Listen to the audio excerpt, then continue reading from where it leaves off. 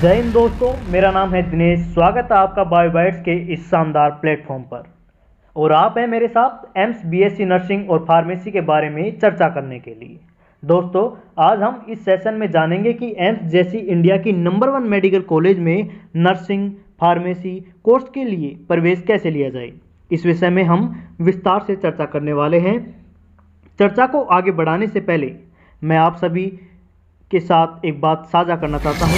बात यह है कि आप सभी स्टूडेंट के लिए नर्सिंग और फार्मेसी के पिछले वर्षों में पूछे गए प्रश्नों की एक सीरीज लाने वाला हूँ इसी बायोबाइट्स के प्लेटफॉर्म पर, जहां हम रोज़ 10 से 20 क्वेश्चन को लेंगे और उनको विस्तार से समझेंगे, उनके कंसेप्ट को समझेंगे। क्योंकि आप भी जानते हैं कि किसी भी एग्ज़ाम में उसके PYQ के रिपीट होने की जो संभावना होती है वो सिर्फ और सिर्फ 10% होती है, जबकि 90% संभावना होती है कि PYQ में जो कंसेप्ट रिपीट हुआ है उसी कंसेप्ट से आगे भी क्वेश्चन पूछे जाएं। कहने का मतलब इतना सा है कि पिछले सालों में जिस कंसेप्ट से क्वेश्चन पूछा गया है उसी कंसेप्ट से आगे भी क्वेश्चन पूछे जाने की संभावना बहुत ही ज़्यादा है। इसीलिए हमें उस कंसेप्ट के ऊपर फोकस करना चाहिए और हम उसके कंसेप्ट को समझने की कोशिश करेंगे। इस सीरीज़ को स्टार्ट करने के लिए हमें आप सभी स्टूडेंट की सपोर्ट की आवश्यकता है। चूँकि अपना चैनल यूट्यूब पर नया है, इसीलिए आपको अपने दोस्तों के साथ ज़्यादा से ज़्यादा इस चैनल को शेयर करना चाहिए और चैनल को सब्सक्राइब करना चाहिए, ताकि हमारा भी मोटिवेशन बना रहे और हम आपके लिए नया नया और क्वालिटी का कंटेंट लाते रहें।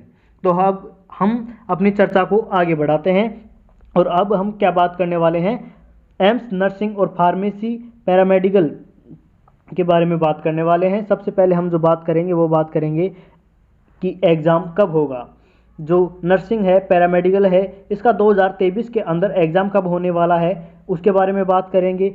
हालांकि ये एग्ज़ाम की डेट पहले ही आ चुकी है। अगर आप अभी तक नहीं भी जानते हैं तो इस सेशन में हम उसको भी इंक्लूड करते हैं और उसको भी बारे में बात करेंगे। और फिर बात करेंगे कि फॉर्म कब तक आने वाले हैं और इस नर्सिंग और फार्मेसी के लिए, पैरामेडिकल के लिए आपको की एलिजिबिलिटी क्या होनी चाहिए, आपको इन टेस्ट को देने के लिए, इस कोर्स में प्रवेश करने के लिए आपकी एलिजिबिलिटी क्या क्या होनी चाहिए, उस बारे में हम बात करने वाले हैं। फिर बात करेंगे कि इनका सिलेबस क्या रहने वाला है, जो इनका एंट्रेंस टेस्ट लगेगा उसका सिलेबस क्या रहने वाला है, उसके बारे में भी हम चर्चा करने वाले हैं। तो आइए सबसे पहले बात कर लेते हैं इसके बारे में, एग्ज़ाम डेट के बारे में। दोस्तों, एग्ज़ाम डेट चूँकि बहुत पहले आ चुकी है, आप एम्स के ऑफिशियल वेबसाइट पर भी जाकर आप देख सकते हैं। अब तो यहाँ पर देखिए आप, बीएससी नर्सिंग 2023 के लिए जो एंट्रेंस एग्जामिनेशन की जो डेट है वो 3 जून डिसाइड की गई है। 3 जून 2023 सैटरडे डिसाइड की गई है और आपका जो रिजल्ट है वो 12 जून को आपका रिजल्ट आने वाला है। तो बीएससी नर्सिंग 2023 का जो एग्ज़ाम है वो 3 जून को होगा और जो रिजल्ट है वो आपका 12 जून को आ जाएगा। ऐसे ही फार्मेसी या आप बोल सकते हैं पैरामेडिकल का जो एग्ज़ाम होगा वो 3 जून को होगा। मतलब कि नर्सिंग और पैरामेडिकल का एग्ज़ाम एक साथ होने वाला है, लेकिन रिजल्ट फार्मेसी का जो है वो 14 जून को आएगा। हाँ, तो फार्मेसी का जो रिजल्ट है वो 14 जून को आएगा आपका, और जो एग्ज़ाम लगेगी वो 3 जून को लगेगी।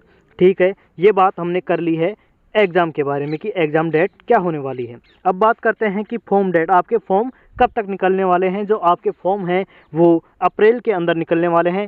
पैरामेडिकल व नर्सिंग दोनों के जो फॉर्म है वो अप्रैल के अंदर निकल जाए। अब बात करते हैं इन एग्ज़ाम को देने के लिए आपकी एलिजिबिलिटी क्या क्या होनी चाहिए। देखिए, एलिजिबिलिटी अगर हम नर्सिंग के बारे में बात करें तो नर्सिंग में जो है 12th, अगर आप 12th में हैं तो भी आप इस एग्ज़ाम को दे सकते हैं, या फिर 12th पास कर चुके हैं तो भी दे सकते हैं। आपके पास PCB सब्जेक्ट होना चाहिए, फिजिक्स, केमिस्ट्री और बायो सब्जेक्ट आपके पास होना चाहिए। और जो नर्सिंग एम्स करवाता है वो सिर्फ और सिर्फ गर्ल्स के लिए ही करवाता है। बॉयज़ के लिए एम्स नर्सिंग नहीं करवाता है, सिर्फ और सिर्फ गर्ल्स के लिए नर्सिंग करवाता है, वो भी 12th अपेयरिंग हो या फिर 12th पास कर चुकी हो, और वो भी PCB सब्जेक्ट के साथ।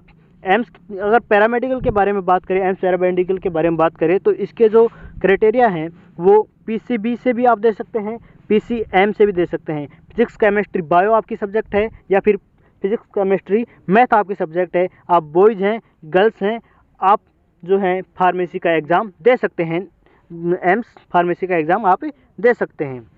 अब आगे हम बात करें सिलेबस के बारे में कि आपका सिलेबस क्या रहने वाला है, फार्मेसी के लिए क्या सिलेबस रहने वाला है, नर्सिंग के लिए क्या सिलेबस रहने वाला है। देखिए पहले बात कर लेते हैं अपन नर्सिंग के बारे में। एम्स बीएससी नर्सिंग का जो सिलेबस है वो क्या क्या रहने वाला है। देखिए 30 क्वेश्चन आपके नर्सिंग के अंदर, 30 क्वेश्चन आपके फिजिक्स से पूछे जाने वाले हैं, 30 क्वेश्चन आपके केमिस्ट्री से पूछे जाने वाले हैं, 30 क्वेश्चन बायोलॉजी से पूछे जाने वाले हैं और 10 क्वेश्चन जीके से पूछे जाने वाले हैं।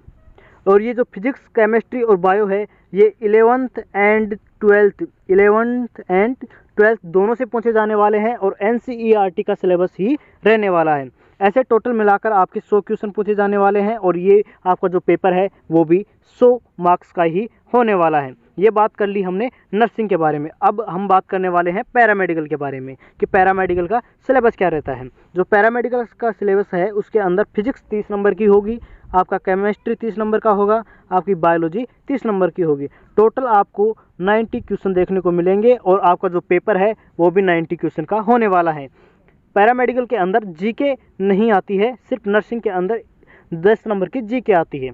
ठीक है, ये बात हमने कर ली है सारी की सारी किसके बारे में, एम्स नर्सिंग और एम्स पैरामेडिकल के बारे में हमने बात की है। एग्ज़ाम डेट के बारे में हमने बात की है, फॉर्म डेट के बारे में, एलिजिबिलिटी के बारे में बात कर ली है, सिलेबस के बारे में भी हमने सारी बात कर ली है।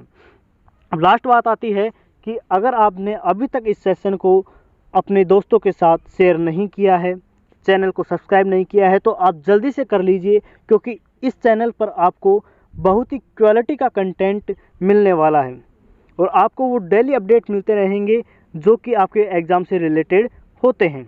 इसीलिए चैनल को सब्सक्राइब करके रखिए ताकि हर एक अपडेट आप तक पहुंचती रहे। चलिए मिलते हैं और एक नए और इन्फॉर्मेटिव वीडियो के साथ। धन्यवाद तब तक के लिए।